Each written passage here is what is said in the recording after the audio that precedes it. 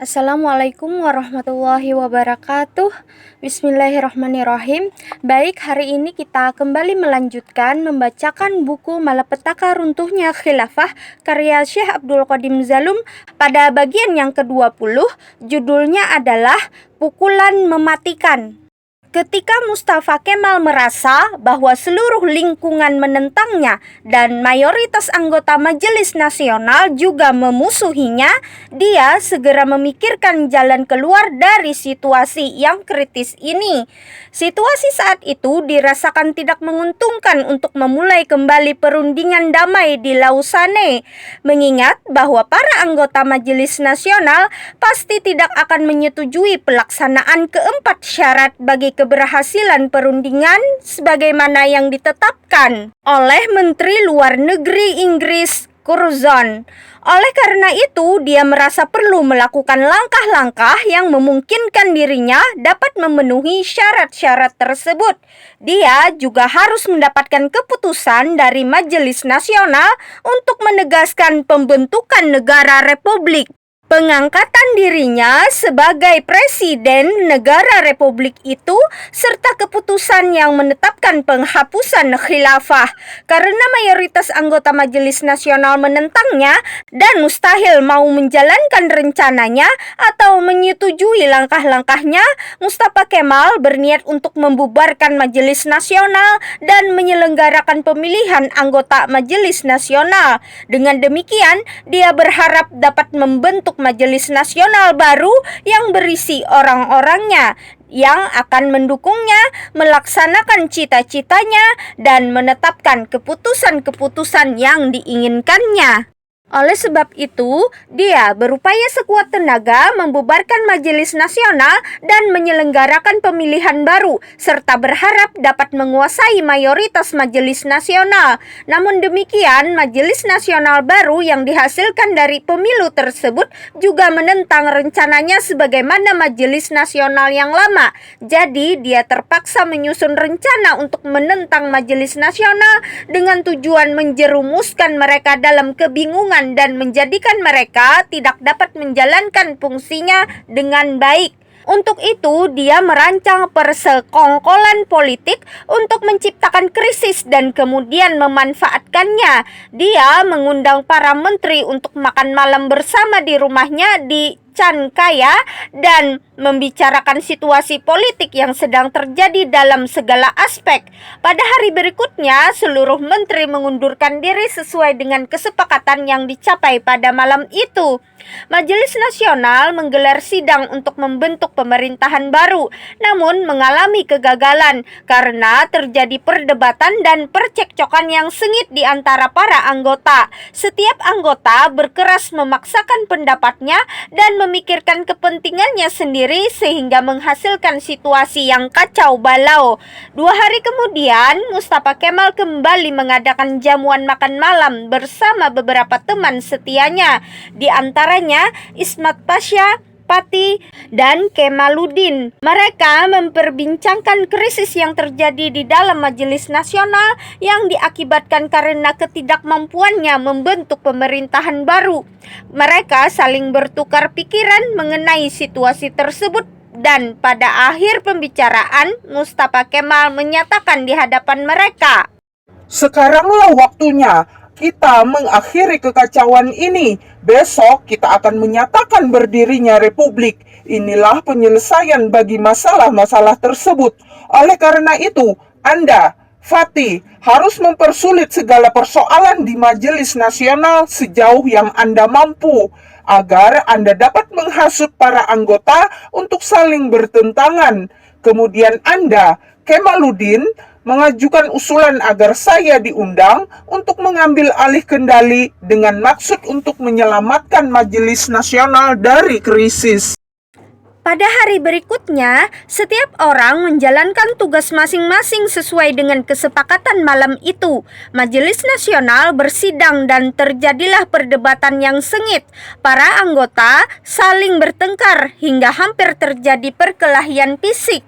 Di tengah-tengah kekacauan ini, Kemaluddin mengajukan saran untuk mengundang Mustafa Kemal untuk membentuk pemerintahan. Para anggota menyetujui saran itu dan melupakan segala perselisihan mereka dengan Mustafa.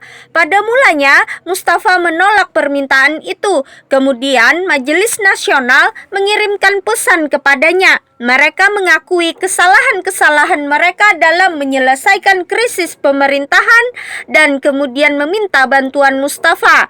Selanjutnya, Mustafa menetapkan syarat bahwa Majelis Nasional harus menerima pendapatnya tanpa perdebatan jika mereka menghendaki ia membentuk pemerintahan. Majelis Nasional menyetujui syarat tersebut.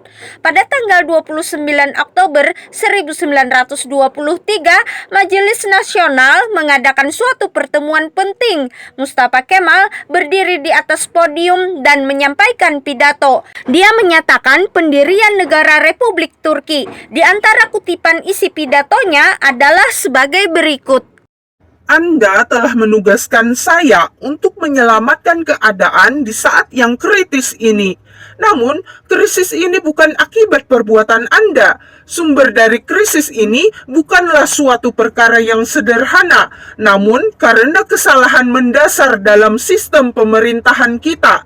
Majelis Nasional melaksanakan fungsi sebagai lembaga legislatif sekaligus lembaga eksekutif. Setiap anggota Majelis Nasional masih harus ikut campur dalam tiap pengambilan keputusan pemerintahan dan turut mengatur departemen-departemen pemerintahan dan keputusan-keputusan para menteri. Tuan-tuan, tidak seorang menteri pun yang dapat melaksanakan tanggung jawabnya dan menerima kedudukannya dalam kondisi seperti itu. Anda harus menyadari bahwa pemerintahan yang dibangun dengan landasan seperti itu tidak akan dapat berdiri tegak. Kalaupun tegak, itu suatu pemerintahan yang kacau. Kita harus mengubah keadaan ini. Oleh sebab itu, saya telah memutuskan bahwa Turki harus menjadi sebuah republik dengan seorang presiden terpilih. Para anggota Majelis Nasional terpaku mendengar pernyataan yang mengejutkan ini. Mereka tidak mampu berkata apa-apa karena mereka tidak menyangka akan mendengar pernyataan seperti itu. Ketika voting dilakukan, hanya kurang dari 40% anggota majelis yang ambil bagian. Namun demikian, keputusan yang telah disiapkan sebelumnya yang menetapkan Turki sebagai negara republik telah disetujui dan Mustafa dipilih sebagai presiden pertama. Kemudian dia mulai mengupayakan penghapusan khilafah dan menyatakan sekularisasi negara. Rakyat dapat merasakan langkah-langkah Mustafa dan mulai melancarkan hujatan kepadanya. Seruan yang tersebar luas di seluruh negeri adalah bahwa penguasa baru Ankara adalah kaum kafir. Para mubalik dan khotib mulai menghujat Mustafa Kemal. Berbagai selebaran dan karikatur yang secara kasar menyerangnya beredar luas di masyarakat. Banyak di antara para anggota dan tokoh masyarakat yang meninggalkan Ankara menuju Istanbul untuk bersatu dengan Khalifah Abdul Majid. Masyarakat di seluruh pelosok Turki berubah memusuhinya. Sebagai reaksinya, dia mulai mencoba mencari pendukung yang bisa mengurangi serangan gencar kepadanya. Di tengah situasi seperti itu, Inggris mulai memberikan senjata untuk melawan orang-orang yang setia kepada khilafah. Pada puncak unjuk rasa menentang Mustafa Kemal, dua orang pemimpin Muslim India, Aga Khan dan Amir Ali, mengirimkan surat protes atas nama Muslim India, menuntut penghormatan atas martabat Khalifah Utsmaniyah, Khalifah seluruh kaum muslimin. Aga Khan adalah pemimpin sekte Ismailiyah yang dikenal masyarakat Turki sebagai seorang sahabat dan agen Inggris. Surat ini dimuat dalam media massa di Istanbul sebelum akhirnya sampai ke Ankara. Selanjutnya, Mustafa mulai mengorek masa lalu Aga Khan. Dia menemukan fakta bahwa Aga Khan pernah tinggal di Inggris, pernah mengikuti pacuan kuda di Inggris, dan bergaul dengan politisi dan diplomat Inggris. Dia juga mengetahui bahwa Inggris telah meningkatkan statusnya melalui propagandanya selama Perang Dunia, sehingga ia dianggap sebagai pemimpin Muslim India, agar ia dapat digunakan untuk mengancam Sultan Turki jika diperlukan. Jadi, Aga Khan adalah boneka Inggris. Mustafa Kemal menjadi sangat aktif mengungkapkan fakta-fakta tersebut dan mempengaruhi opini publik melawan khalifah. Dia pernah berkata kepada rakyat, Ketika Inggris, musuh yang nyata dan jahat, gagal menghancurkan Turki lewat sekutunya, Yunani, mereka terpaksa menggunakan tipu daya kuno. Mereka mendorong agennya, Aga Khan, untuk mendukung khalifah dan memisahkan Turki menjadi dua kutub. Selanjutnya, dia memprovokasi anggota Majelis Nasional sehingga mereka mulai melancarkan hujatan yang kasar melawan khilafah, para ulama, dan para pemimpin oposisi. Mereka juga mengeluarkan sebuah undang-undang yang menyatakan bahwa segala tindakan menentang negara republik dan segala bentuk kesetiaan kepada sultan dianggap sebagai pengkhianatan kepada negara dan akan dijatuhi hukuman mati. Pada saat beberapa anggota Majelis Nasional berupaya menunjukkan jasa-jasa khilafah dari aspek diplomatik, para pendukung Mustafa Kemal berusaha membungkam suara mereka dengan berteriak, bersorak, dan memprotes pernyataan tersebut. Kemudian Mustafa berdiri dan berkata, Bukankah khilafah, Islam, dan para ulama yang menyebabkan para petani harus berperang dan kehilangan nyawanya selama 5 abad? Sekaranglah waktunya bangsa Turki menyelesaikan urusannya, mengabaikan bangsa India dan Arab, serta berusaha menyelamatkan dirinya dari kesulitan mengatur wilayah-wilayah Islam. Kemudian dia berupaya menyelidiki angkatan bersenjata dan mencoba menilai seberapa besar dukungan atau penentangan mereka terhadap langkah-langkah penghapusan khilafah dan pemisahan agama dari urusan-urusan negara. Untuk itu, dia mengikuti acara latihan perang tahunan yang diadakan di dekat Izmir dan meninjau situasi bersama-sama dengan Fauzi dan Ismat selama beberapa hari. Mereka juga memeriksa para perwira rendah dan para prajurit. Dari penilaian itu, dia menemukan fakta adanya penentangan yang kuat dan gagal mendapatkan kesimpulan yang dapat membuatnya tenang. Kemudian, selama beberapa malam, dia merenungkan masalah itu dengan serius. Akhirnya, dia memutuskan untuk menggunakan cara-cara teror. Mustafa Kemal memilih salah seorang anggota Majelis Nasional yang menentangnya secara kasar pada suatu persidangan dan menyuruh seseorang untuk membunuhnya pada malam itu juga saat ia pulang ke rumahnya.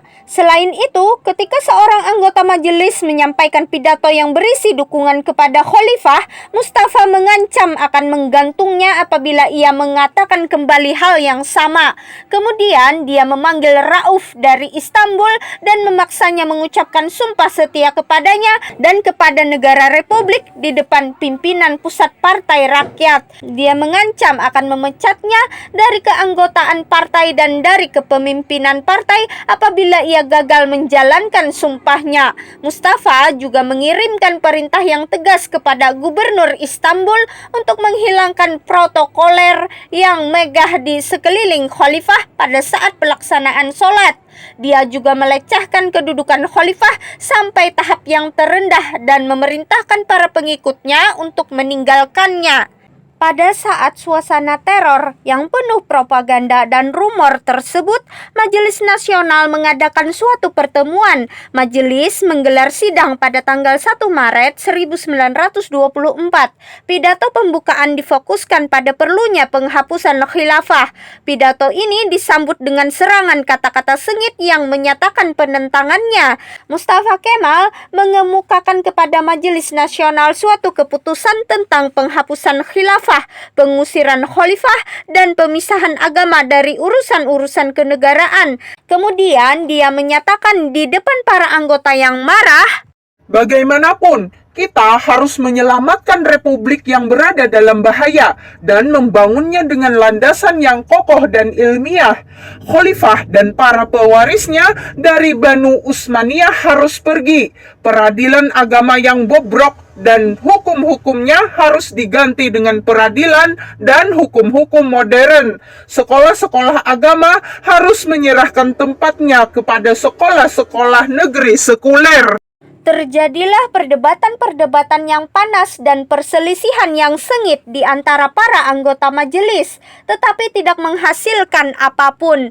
Pada hari kedua, Majelis Nasional kembali bersidang untuk meninjau keputusan ini. Persidangan berlangsung sepanjang malam sampai pukul 6.30 pagi, penuh dengan argumentasi yang sengit dan perdebatan yang tak kunjung reda. Pada pagi hari, tanggal 3 Maret 1924, diumumkan bahwa Majelis Nasional telah menyetujui penghapusan khilafah dan pemisahan agama dari urusan-urusan negara. Pada malamnya, Mustafa Kemal mengirimkan perintah kepada Gubernur Istanbul yang menetapkan bahwa Khalifah Abdul Majid harus meninggalkan Turki sebelum fajar hari berikutnya. Pada tengah malam, gubernur bersama satu pasukan dari kesatuan polisi dan militer mendatangi istana Khalifah. Khalifah dipaksa masuk ke dalam mobil yang kemudian membawanya melintasi perbatasan menuju Swiss. Setelah ia dibekali satu koper berisi beberapa potong pakaian dan sejumlah uang, 2 hari kemudian Mustafa mengumpulkan seluruh pangeran dan putri sultan, kemudian mendeportasinya ke luar negeri. Seluruh peran agama dihapuskan dan wakaf kaum muslim menjadi milik negara. Sekolah-sekolah agama diubah menjadi sekolah umum di bawah pengawasan Kementerian Pendidikan. Dengan demikian, Mustafa Kemal berhasil memenuhi keempat syarat yang dituntut oleh Curzon, Menteri Luar Negeri Inggris, sehingga seluruh rintangan yang menghambat persidangan dan upaya perundingan damai telah berhasil disingkirkan.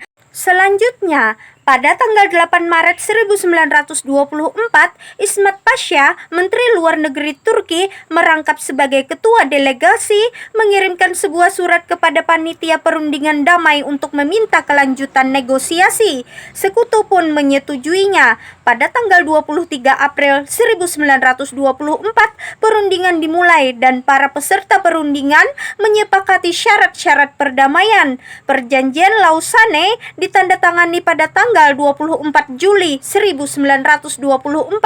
Negara-negara memberikan pengakuan atas kemerdekaan Turki. Inggris menarik mundur pasukannya dari Istanbul dan kawasan selat. Harrington pun meninggalkan Turki. Salah seorang perwira polisi militer Inggris menyatakan protes kepada Curzon di gedung parlemen mengenai pengakuan Inggris atas kemerdekaan Turki. Curzon menjawab, "Yang penting, Turki telah dihancurkan dan tidak akan pernah bangkit lagi karena kita telah menghancurkan kekuatan spiritual mereka, yaitu khilafah dan Islam." Demikianlah bagaimana caranya khilafah diruntuhkan. Khilafah benar-benar runtuh sehingga ikut runtuh pula Islam dalam kapasitasnya sebagai konstitusi negara, sebagai sumber perundang-undangan umat, serta sebagai pedoman hidup. Semuanya itu adalah perbuatan Inggris melalui kaki tangan dan agen mereka, si pengkhianat Mustafa Kemal Pasha. Oleh sebab itu, ketika orang-orang yang sadar dan ikhlas menyatakan bahwa Inggris adalah pemimpin negara-negara kufur, sesungguhnya memang demikianlah adanya, sebab mereka benar-benar pemimpin kekufuran dan musuh yang nyata bagi kaum muslim. Kaum muslim wajib menyusui anak-anak mereka dengan susu kebencian terhadap Inggris dan memberikan pembalasan terhadap mereka. Inggris berhasil meruntuhkan khilafah dan Islam melalui tangannya, Mustafa Kemal, sekalipun terdapat banyak sekali umat Islam di seluruh dunia dan di Turki pada khususnya. Dengan demikian, hukum-hukum yang Allah turunkan kepada manusia telah disingkirkan dari muka bumi. Tinggallah hukum-hukum selain dari yang Allah sampaikan. Tinggallah hukum-hukum kufur, hukum-hukum togut saja yang menguasai seluruh manusia dan diterapkan di seluruh penjuru dunia. Demikianlah pembacaan buku Malapetaka Runtuhnya Khilafah pada bagian ke-20. Semoga bermanfaat. Jangan lupa like, comment, and subscribe. Wassalamualaikum warahmatullahi wabarakatuh.